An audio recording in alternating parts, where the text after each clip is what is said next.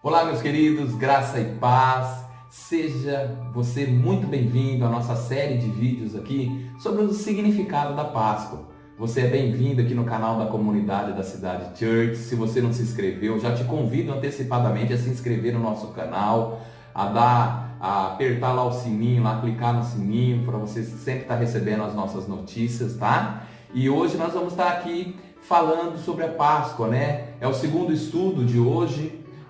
Você já tem um estudo que você deve ter assistido aí sobre o significado do sangue, e hoje eu vou falar sobre o significado do cordeiro. É importante você saber por que foi um cordeiro e não foi outro animal. Você precisa conhecer um pouquinho disso, e para isso eu te convido a viajar comigo aqui no livro de Êxodo, no capítulo de número 12, onde a palavra de Deus diz assim. Eu vou ler para você, ó. Entretanto, se a família for pequena para consumir um cordeiro, então se juntará com o vizinho mais próximo de sua casa, conforme o número de pessoas.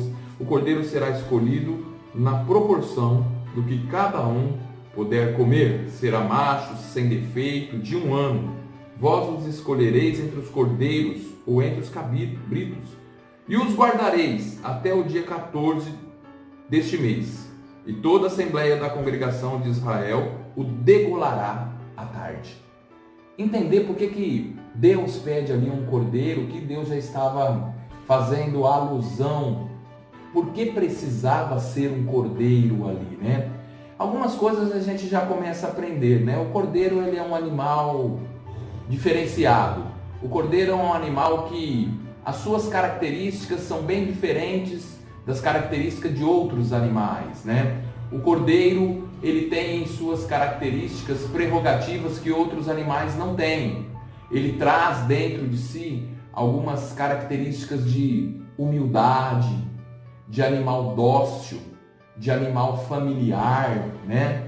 E essa característica que o cordeiro tem de aproximação é muito provada porque toda a família tinha que guardar o cordeiro 4 dias antes em casa. Eles não podiam pegar o cordeiro e já degolar. Eles tinham que trazer o cordeiro para dentro da casa deles. E quando eles traziam o cordeiro para dentro de casa, aquilo se tornava um apego. Quando nós lemos o livro de Samuel, nós vamos ver uma explicação muito grande sobre isso. As crianças se apegavam ao animal porque ele era muito dócil. E eles tinham que ficar com o animal 4 dias em casa. Mas por quê? Porque quando sacrificasse, aquilo tinha que custar o apego. Eles precisavam sentir o peso daquele sacrifício. Não era só um animal que estava sendo sacrificado, mas era algo que eles estimavam, algo que eles já estavam amando, que já estava fazendo parte da vida e da família deles. Engraçado que você continuando a leitura, você vai ver que fala assim que o cordeiro não podia ter os ossos quebrados. Nem os ossos do cordeiro podiam se quebrar.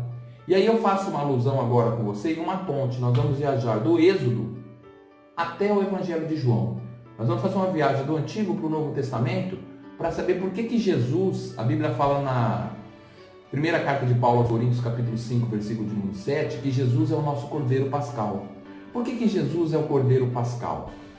E por que em Efésios o apóstolo Paulo também fala que Jesus ele foi esperado e foi preparado desde a eternidade? Então nós temos que entender que Jesus, aquele cordeiro do Êxodo, já representava Jesus no Novo Testamento.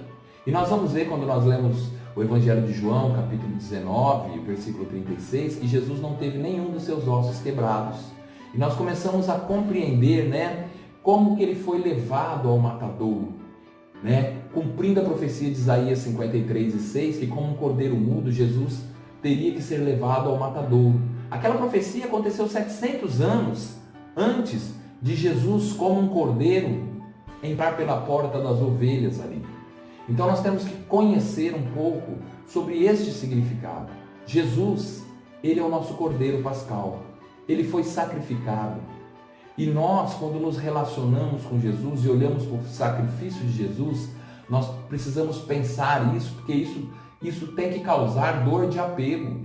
Não é apenas falar da morte de Jesus como se fosse algo que vai embora, não significa nada. Significa muito, porque foi Deus em carne morrendo na cruz por mim e por você. Isso tem que causar em nós constrangimento, porque muitas vezes a nossa vida não condiz com aquilo que deveria condizer diante daquilo que Ele fez por nós.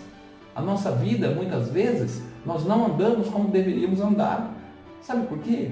Porque Ele, sendo Deus, foi o Cordeiro que se sacrificou por nós.